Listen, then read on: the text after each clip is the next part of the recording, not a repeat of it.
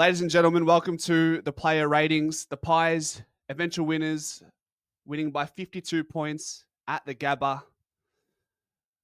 I can only imagine how this game would have played out at the real G, the MCG. 16-9, 7-11 makes 105 to 53. What a comprehensive win. What a month of footy this has been for the club. In the post-game show, I said we've just got to enjoy this. You know, look at all the heartache and hardship we've had to endure as a club, as a fan base over the last 2 years with all the close wins and then the fall from the heavens in 2024, how tough that was. But now we've bucked the trend. These old, too old, too slow.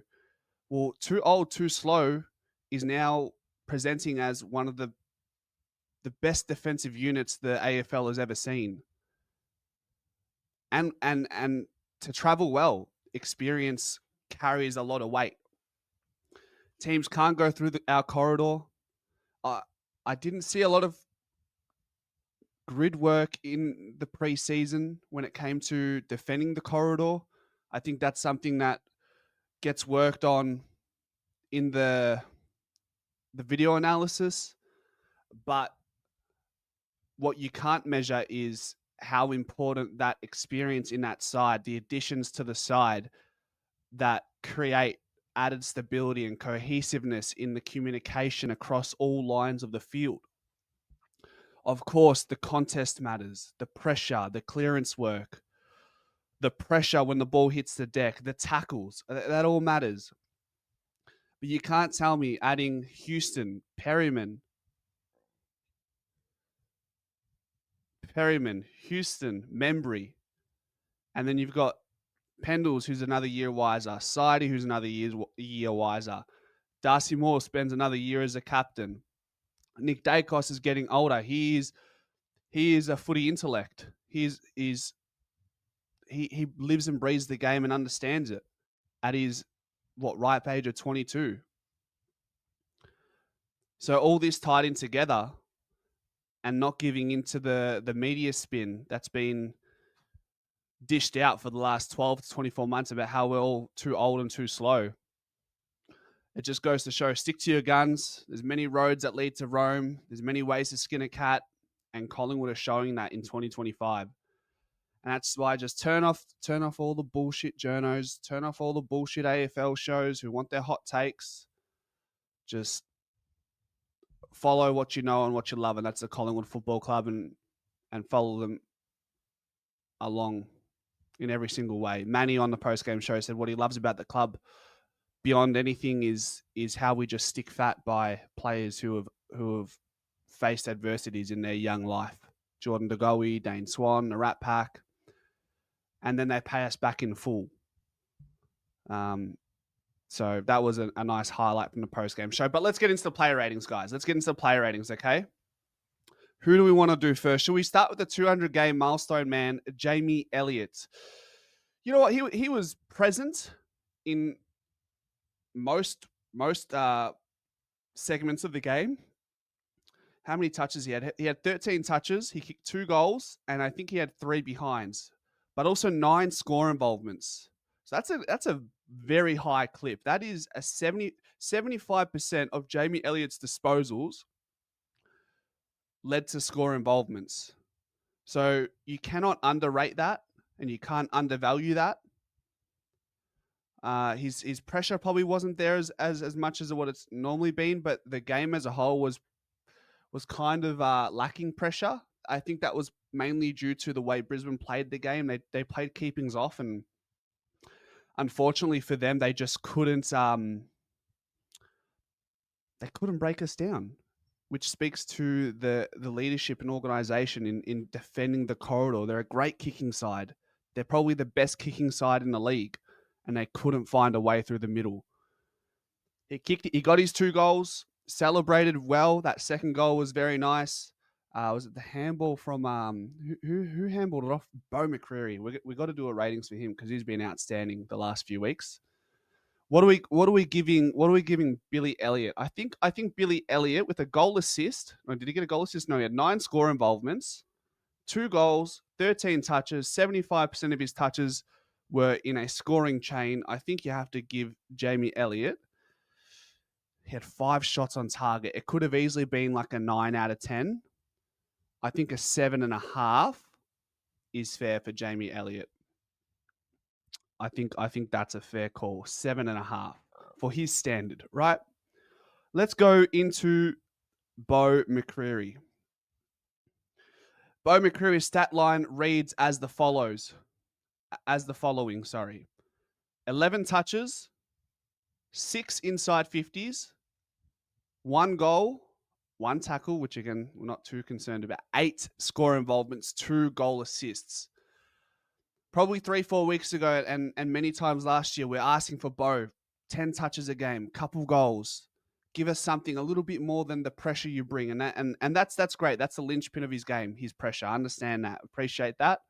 But can he take it to the next level? He's 24. He's going to be he's going to have a big say and imprint on our future, a part of the young core group. Last week, 2 goals. Brilliant. Looks inside 50. 8 score involvements out of his 11 touches. So even there, most of his touches were a part of scoring involvements. So that's a massive tick for a small forward or a pressure forward like Beau McCreery. I won't say small. He's kind of jacked and he's probably 6 foot, maybe even taller. He's not actually a small forward. He's a pressure forward, although he doesn't take many marks overhead. But that's not what he's there for. I'm really loving the way Beau is going about his game. What are we? I'm seeing 7.5s. I'm seeing 7s. I'm seeing 8. Beau McCreery, for his standard, I think we give Beau a 7.5 as well. Kev says, Beau's so good, just hope he can have more shots on goal. Such a lethal foot. He's got such a big boot. You'd love to see that, don't you? We'll give Beau McCreery a 7.5, okay? Remember the player ratings, it's always relevant to their own standard. So obviously if Nick Daicos gets 11 touches and a goal and 8 score involvements, you're not giving him a 7.5. You're probably giving him like a 5 or a 4 compared to his own standard. So just bear that in mind. And Dennis, great point. Beau McCreery, maximum impact for the touches he had. Spot on. That is, in my eyes, that is a perfect Beau McCreery game. Who else do we want to do next? While you guys are thinking about who you might want to do next, let's talk about Ned Long. 21 touches, 7 contested possessions. I think that's the third. It's the fourth or tied 4th most for Collingwood tonight. 6 tackles in a game where there was only 61 tackles. 6 tackles of the 61 tackles that were applied in the game. What's that? 10%. So he attributed 10% of the tackle count to the game tonight. 5 score involvements, 5 clearances. Just keeps building on this unforeseen form or potential that he's showing to us in a big way right now. Maybe if I want to be hypercritical about him, maybe you guys would have seen there were some times where he kicked it long, where he definitely had some overlapping hand passes, but that's me being tough on the kid. Outside of that, he's Nick Daicos' bodyguard. You know what I mean? So as long as Nick has got his bouncer side by side, can't complain. I'm going to give Ned Long a 7.5 as well. A couple 8s in the chat. Most of you saying 7.5. Guys, once again, let me know who else you want to do. Let's go Darcy Cameron. We didn't talk about him last week in the player ratings. 14 touches, 7 contested possessions, 3 clearances, 4 score involvements, 1 goal assist. I just think DC, his ability to track back defensively and alleviate aerial pressure and assist Darcy Moore, Jeremy Howe, and Billy Frampton, I think that's probably underrated. And we haven't spoken about that enough. We talked about his intercept marking game, but specifically what he's done for us in our back half and how he just makes us such a strong defensive unit. And that's why Western Australian clubs are going to come at him and they're going to offer him big money. I'm telling you, this is not a Brodie Grundy. This is a guy, a ruckman who can kick the ball, mark the ball, wins hitouts, beat TDK, beat Brodie Grundy last week. He is not the form ruckman of the league. He is the best ruckman in the league, period. While he wasn't unbelievable tonight, he didn't need to be. I'm going to give DC a 7 out of 10. I wanted to talk about him because of his form over the course of the year. Tonight specifically, not up to what he's done in the last few weeks, but that it doesn't make it a bad game. It's just sometimes the way that the game plays out. Your impact is it's just different sometimes. Let's go Darcy Moore. Kev wants to do Darcy Moore, so let's do Darcy Moore. DM30. Where are you, Darcy? My man, my captain. Just the 4 touches, yeah? Just the 4 touches. But when you look at how the game rolled, Brisbane didn't have many looks going inside 50. When they did go inside 50, to be fair to them, they were very efficient and was hard to defend when they made it into their forward half. Darcy Moore had a really nice intercept mark early in the game and then turned it over, sort of gave me flashbacks of last year, but that's okay. But he's still able to spoil very well. I think that's his strong suit of his game. It used to be intercept marking, but the strong suit of Darcy Moore's game now is his ability to spoil and spoil clear of the contest and not allowing a soft drop for the Brisbane small forwards. We know how dangerous they can be once the ball hits the deck. 4 touches. It doesn't look good on the stat sheet, but I'm going to give Darcy Moore a 7 out of 10. I just he passes the eye test right now. Yeah, I think that's fair. Maybe some could say 6.5. Some are saying 7.5. Some are saying 8. Some are saying 8.5. But I think a 7 is modest. Yeah, a 7 is modest. Can we talk about Jeremy Howe? 16 touches, 3 contested possessions, 7 marks, a bunch of intercept marks, 3 score involvements, which is a good return for a third key tall defender. Usually like a halfback flanker, elite is like 5 to 6 score involvements, but as a tall defender and isn't known as a rebound defender, I think he deserves his flowers as well. While he wasn't unbelievable tonight, he's been very consistent. And this goes back to the last 5 rounds of last year, and he's carried that in this rich vein of form into this year. We are going to miss Jeremy Howe when he retires more than most players on our list right now. Behind Pendlebury, side bottom, Jeremy Howe will miss the most. And you know what? You could make the case that you're going to miss Jeremy Howe more than Pendlebury and side bottom for reason X, Y, Z. And then vice versa, you're going to miss Pendlebury and side bottom more than Jeremy Howe because of reason X, Y, Z. I'm going to give Jeremy Howe a 7.5 out of 10. And he is so hard at it as well. Like he puts his body on the line when he's up in the air. He does that week in, week out. How many have we done? 1, 2, 3, 4, 5, 6. Let's go 2 more. Who do we want, guys? Quick, in the chat. In the chat. Keep it rolling. Dan McStay deserves some acknowledgement. 8 touches, 2 contested marks, which was a team high, was it? Yes. 2 contested marks, team high. 3 goals. It was it 2 goals in the first quarter, and then was it another goal in the third quarter, or was that in the second quarter? 6 score involvements and a goal assist. So 6 of his 8 touches led or were a part of a scoring chain. And while Jamie Elliott was the narrative of the week because of the milestone and because of the great man that he is and what he's been able to persevere through, D-Mac had his own narrative, missing the flag, watching his old side win the flag in the last year. And then this year, these are little wins in his career he'll look back on fondly. Going back to the Gabba, overcoming an ACL, kicking 3 goals to guide your side, to drive your side early when in the first half, maybe you could say we weren't really in control, so to speak. He applied scoreboard pressure.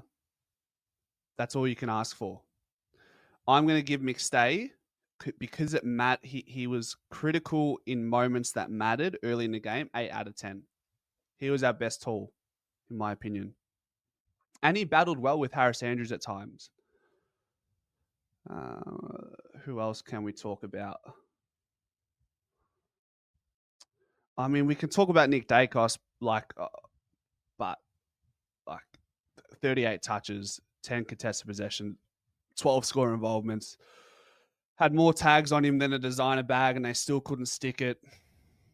2 goal assists. Yeah. What more can I say? I'm just going to give Nick Daicos a Nick Daicos out of 10. Yeah? How about we'll give Nick Daicos an SB 10 out of 10. Pretty simple. There's a lot of Lipinski love in the chat. He's been great. You know what? Jack Crisp has been good as well. Jack Crisp has been great. Is there anyone else? Let's go with Josh Daicos. 30 touches. So between Josh and Nick, 68 disposals. During the week, the narrative in the media, mainstream media, was comparing the Ashcrofts against the Daicoses. So Josh and Nick have 68 touches between each other. Levi and Will. So Levi had 19. Will had 13. That's 32 touches, isn't it? 32 to 68. And some journos were saying they'd take the Ashcrofts over the Daicoses, the Daikai. Geez, didn't we show them tonight? Didn't we show them these fraud comeback kings? Didn't see no sign of a comeback at all tonight. So Josh Daicos, probably his best game. He just found the ball with ease. 6 score involvements as a halfback flanker. As I said earlier in this video, 6 as a halfback flanker is cream of the crop. It's Dane Zorko. It's Dan Houston. It's Kadeen Coleman when he's available. It's Max Holmes when he plays off the halfback flank for Geelong. It's Lockie Whitfield. He's amongst that caliber. 3 inside 50s. Kicked a goal as well from 50. Hey, they gave him a 50-meter penalty, but he still kicked it from 50. He didn't need the freebie. So I think Josh Daicos, we give him a 9 out of 10. Yeah? So there you go. All right, so that is the player ratings. Another win. Enjoy it. Enjoy the Easter. Another big clash. Another game against the side who has their biggest game, home and away game in their fixture against Essendon Anzac Day. So we shall see you all there. And thanks for watching. If you made it this far, guys, be sure to subscribe. If you haven't subscribed, if you've stuck around this long and you enjoy it, subscribe, leave a like. And until next time, go Pies.